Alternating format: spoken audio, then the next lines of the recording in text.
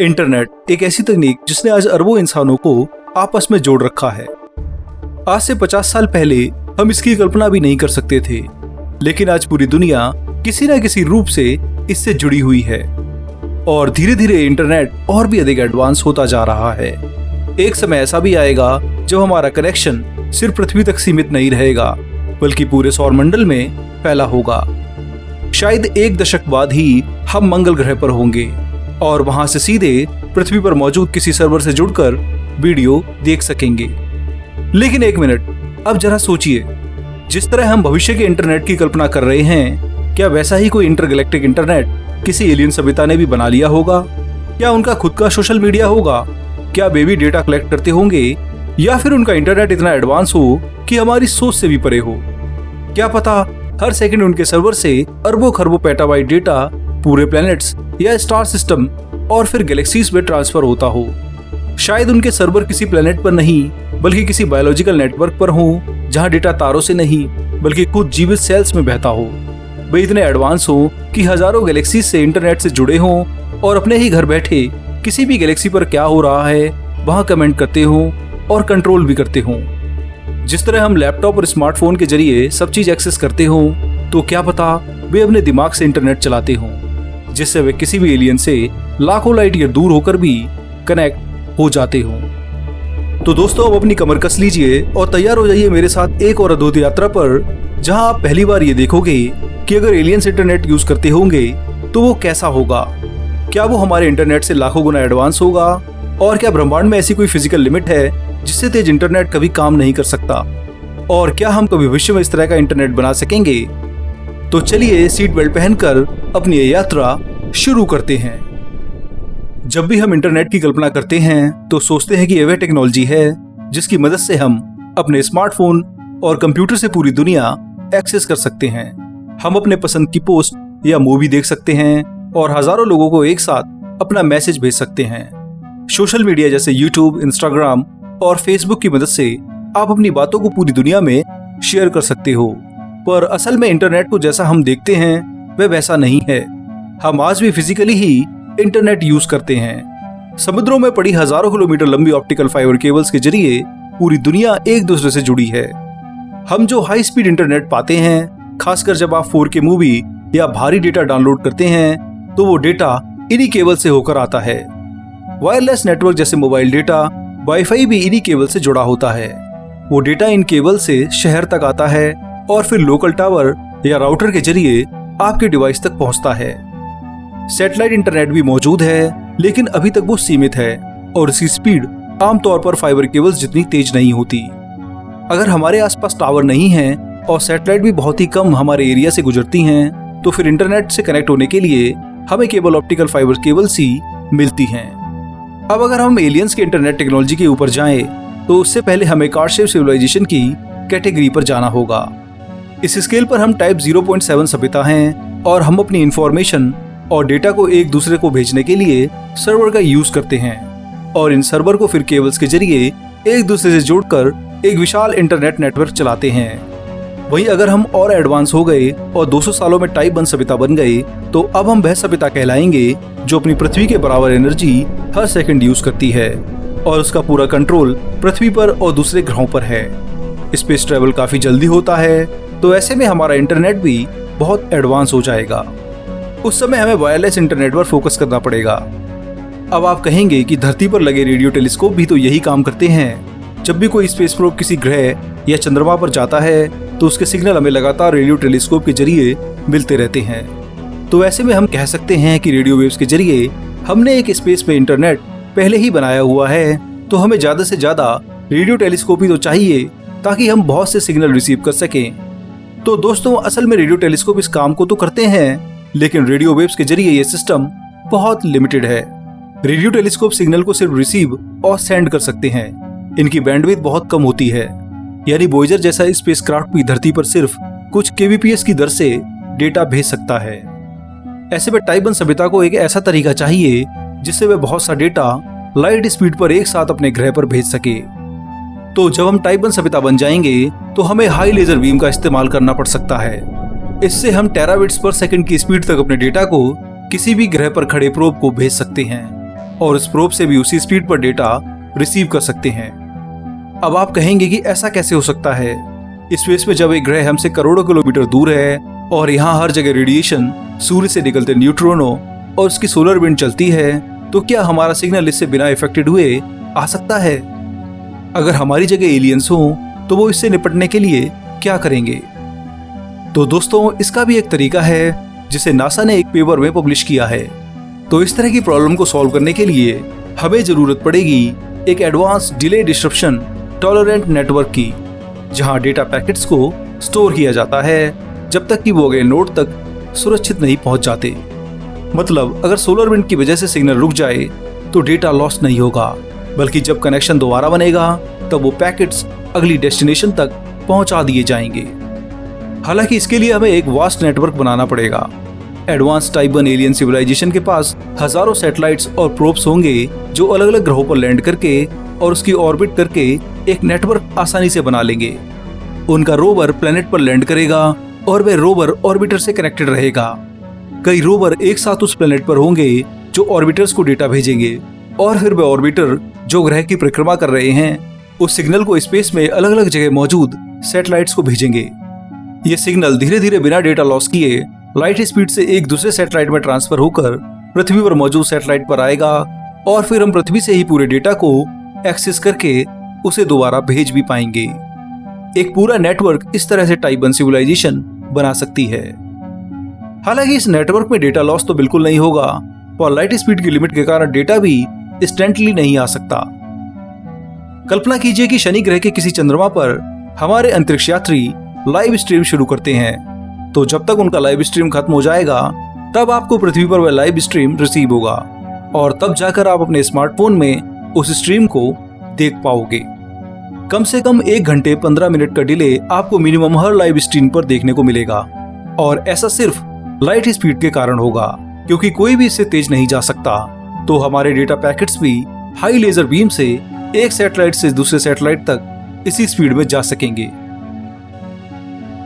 तो शनि ग्रह और पृथ्वी में 10 एस्ट्रोनॉमिकल यूनिट की दूरी है, जिससे लाइट को एक तरफ से पार करने में 1 घंटा 15 मिनट लगते हैं। इसी वजह से इतना टाइम गैप होगा। तो कुल मिलाकर टाइप 1 एलियंस के लिए सबसे बड़ी चुनौती इंस्टेंट इंटरनेट की ही होगी। उन्हें रियल टाइम में हर प्लेनेट का डेटा चाहिए, और इसके लिए उन्हें और एडवांस होना पड़ेगा। तो चलिए अब देखते हैं कि जब वे टाइप 2 बन जाएंगे तो उनका इंटरनेट कितना एडवांस होगा, और वे कितना डेटा 1 सेकंड में भेजेंगे, और कितने एडवांस कंप्यूटर उनके पास होंगे। एक टाइप 2 सभ्यता एक पूरे तारे के बराबर एनर्जी हर सेकंड यूज करती है, तो ऐसे में उनका इंटरनेट बहुत एडवांस होगा। उन्हें पृथ्वी की तरह बिजली की जरूरत नहीं है। वो बिना इसके ही पूरे सोलर सिस्टम और इंटरस्टेलर कनेक्शन को स्टैब्लिश कर लेंगे। इसकी बैंडविड्थ इतनी होगी कि 1 सेकंड में हजारों पेटाबाइट डेटा ट्रांसफर कर पाएगा। आपको कनेक्शन ऐसा लगेगा जैसे टेलीपैथी की मदद से लोग एक दूसरे के विचारों को जान लेते हैं, और किसी भी प्लेनेट और दूसरे स्टार पर तुरंत ही हर अपडेट पहुंच जाती है। हालांकि इनका इंटरनेट इंफ्रास्ट्रक्चर टाइप 1 से ज्यादा विशाल होगा।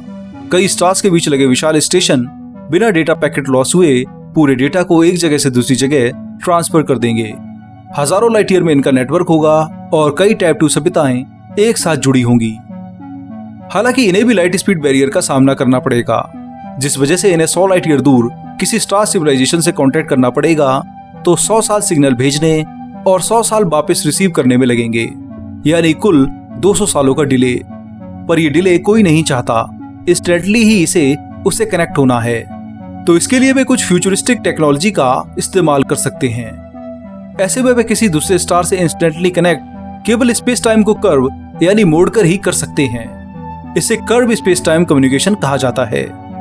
यहाँ पर जैसे वार्प ड्राइव स्पेसशिप अपने आगे चल रहे स्पेस टाइम को मोड़कर डिस्टेंस को कम कर देता है और लाइट से तेज वहां पहुंच जाता है जहां उसे जाना है, इसी तरह हमारा सिग्नल भी अपने आगे स्पेस टाइम को कर्व करके लाइट स्पीड से तेज 100 लाइट ईयर दूर दूसरे स्टार तक पहुंच जाएगा।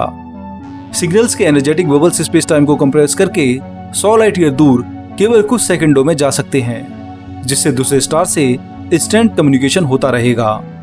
ऐसा भी किया जा सकता है कि जैसे हम समुद्र में फाइबर केबल्स के जरिए हर देश को जोड़ते हैं, तो ये एडवांस सिविलाइजेशन भी ऐसे स्टेशन बना सकती हैं जो स्पेस टाइम को छोटा करते हैं, और जब डेटा भेजना होता है तो ये स्टेशन एक डेटा को दूसरे स्टेशन को भेजते हैं। फिर जहां इस सिग्नल या डेटा को जाना है उस दिशा में उस स्टेशन पर डेटा चला जाता है और उस स्टार में बैठे एडवांस एलियन सीधा डेटा रीड कर लेते हैं। ये डेटा हर सेकंड इतना होता है जितना हम शायद साल भर अपने इंटरनेट में भी यूज नहीं कर पाते हों। पर जो भी हो, टाइप 2 का ये कॉन्सेप्ट भी खतरनाक लगता है। पर अगर हम अब टाइप 3 सभ्यता की कल्पना करें तो चीजें एकदम अलग हो जाती हैं। अब हम एक ऐसी गैलेक्टिक सभ्यता की बात कर रहे हैं जो हर सेकंड उतनी ऊर्जा खर्च कर सकती है जितनी एक पूरी गैलेक्सी पैदा करती है।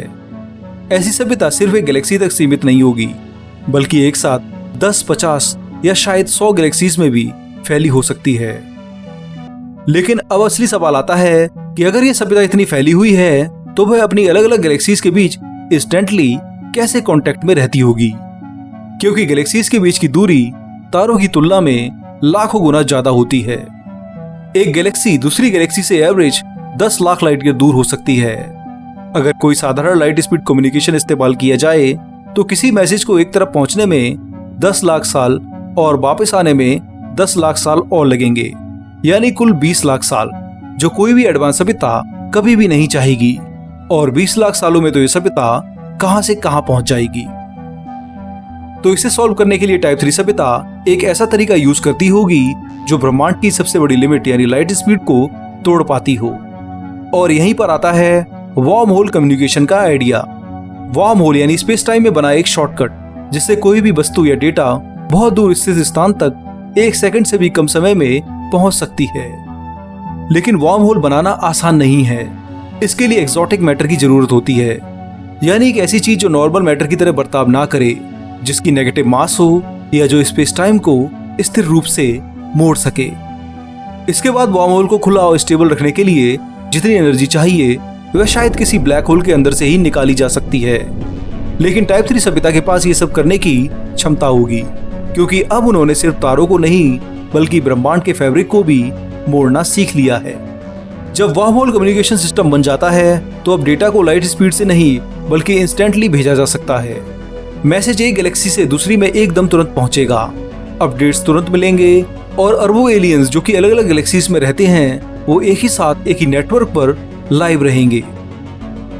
लेकिन ये इंटरनेट सिर्फ फिजिकल डिवाइस से नहीं चलेगा, बल्कि अब ये आपके मन से जुड़ा होगा, यानी एक बायोलॉजिकल नेटवर्क की तरह। जैसे ही आपने सोचा मैसेज पहुंच गया, जैसे ही किसी ने रिस्पॉन्स देना चाहा वह भी आपके दिमाग में तुरंत आ गया।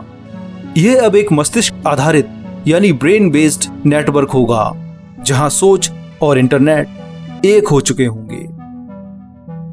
और जब टाइप 3 सभ्यता इतना तेज और विशाल इंटरनेट बना लेगी तो उसको सिक्योरिटी भी उतनी ही पावरफुल चाहिए होगी। इसके लिए टाइप 3 सभ्यता क्वांटम इंटेंगलमेंट पर आधारित सिक्योरिटी सिस्टम अपनाएगी, जहां हर मैसेज का इंटेंगल्ड सिग्नेचर होगा और अगर कोई उसे बीच में इंटरसेप्ट करने की कोशिश करेगा तो वह डेटा खुद ही नष्ट हो जाएगा। अब आप सोचिए, एक ऐसी सभ्यता जहां गैलेक्सी के एक छोर पर बैठा एलियन सिर्फ सोचकर गैलेक्सी के दूसरे छोर पर मौजूद किसी रोबोट से बात कर ले, उसे कमांड भेज दे और उस रोबोट का जवाब उसे उसी पल उसके दिमाग में मिल जाए, बिना किसी डिले, बिना किसी बाउंड्री के। यह है टाइप 3 सभ्यता के इंटरनेट का जादू।